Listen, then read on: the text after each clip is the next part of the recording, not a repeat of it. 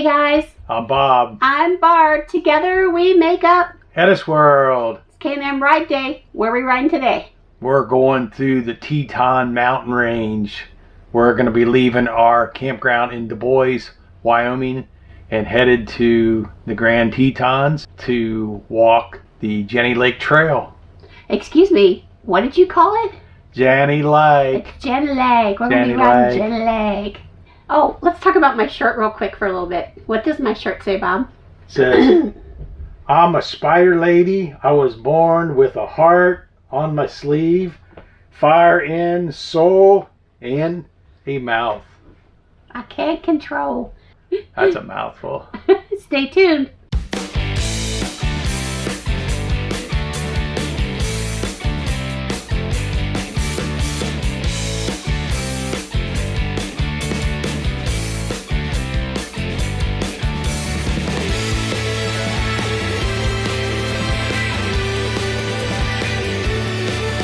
So on today's ride, it's definitely a brisk 38 degrees, and it's late June of 2022.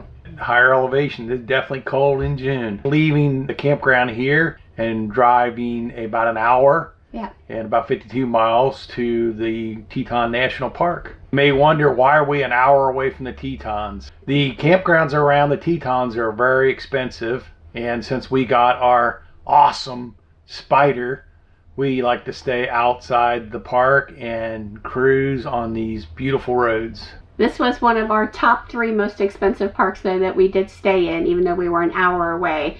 So when you're thinking about your camping and your planning, think about, where do I want to go? You know, where can I stay? And what's the most reasonable distance that you guys can get in there? Let's talk a little bit about the terrain. It was flat there. There were some mountain ranges off to the distance, but the ride going to the Tetons was very windy, a very nice road.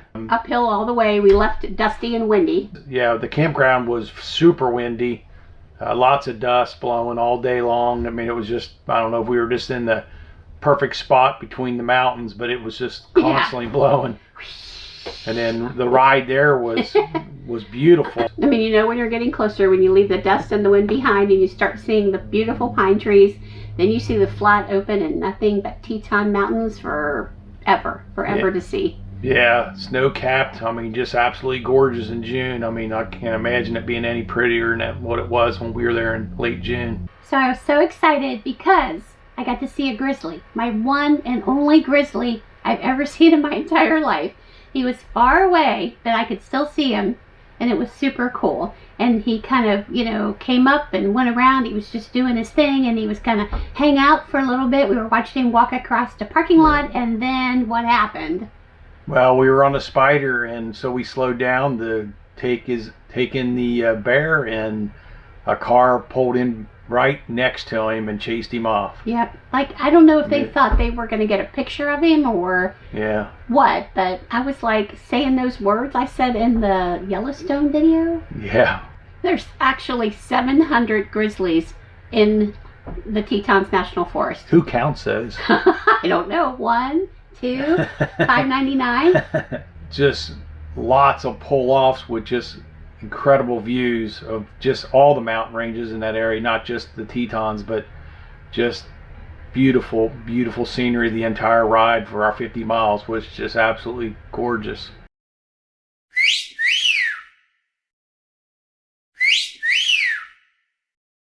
So the cost to get in, if you've not been here before, is $35 a car, $30 for a motorcycle, or $20 for a walker. Of course, HetteshWorld has America the Beautiful Pass, so we got in for free. Yep, and that's how we like it. We used that several times last year.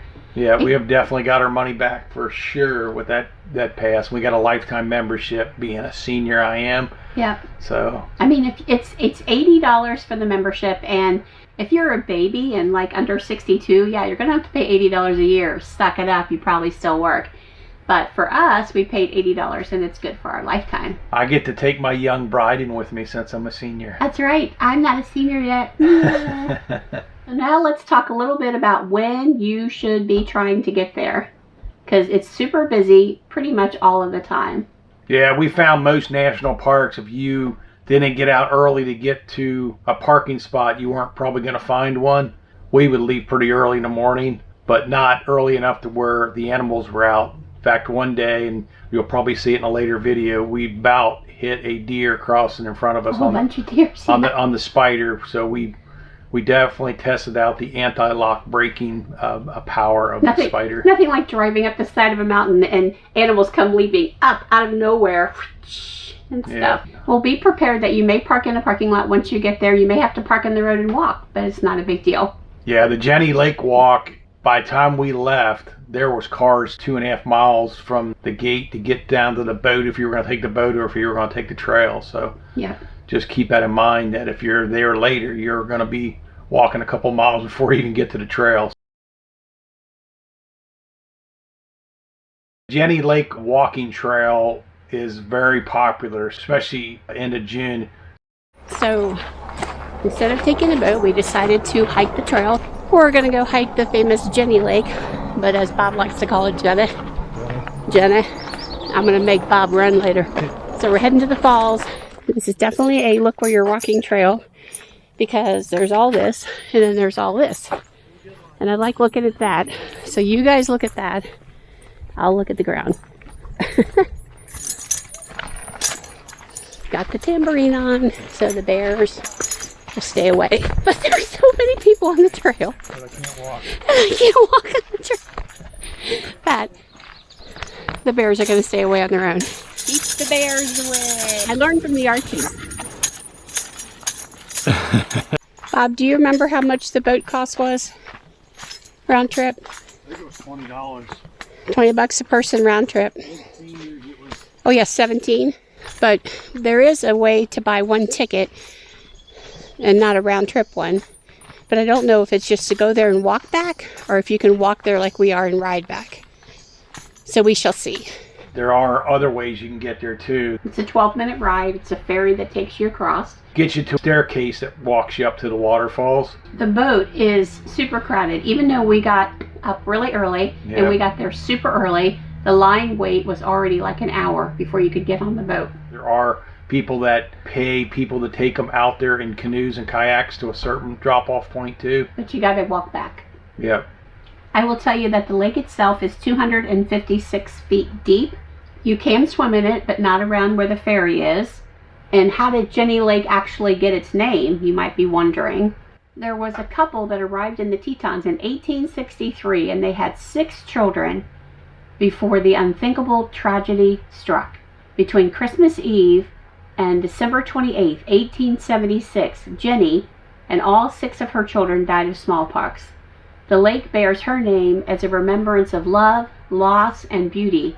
I'll just let you know, this lake is absolutely gorgeous. The reflections coming off the mountain ranges around it are just unbelievable. Yep, it's good if you get there first thing in the morning for those pictures, or close to sunset. That's when you really get the reflections in the water there. Yeah. So let's talk a little bit about the hike itself. It's 7.9 miles. Yep. And it's supposed to take like 2.5 hours to complete, but it took us about probably 3.5 with the stops and taking camera shots and catching our breath. Yeah. Stuff like that. Jenny Lake is not always easy because it's considered a moderate to challenging hike. Yeah, there's lots of roots, lots of rocks. The trail's well maintained. Now, the worst part of it, I say, for me was challenging, is the amount of people that were walking with us, because they're on their cell phones, they're taking pictures. I mean, I'm dangerous enough by myself, right guys?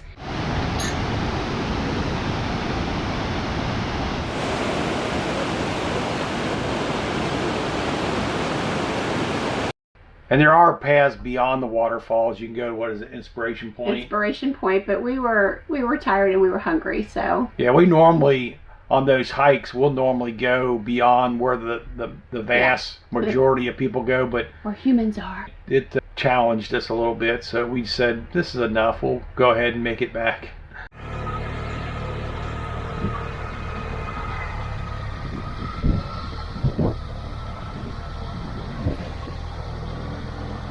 After Barb and I just came from Yellowstone, the Tetons, of course, it's all about the Teton mountain range and the beauty of that. But the park itself in scale compared to Yellowstone is very small. Yep. They've got like a 42-mile loop. It loops you around the park, so you can get different angles of the Teton mountain range.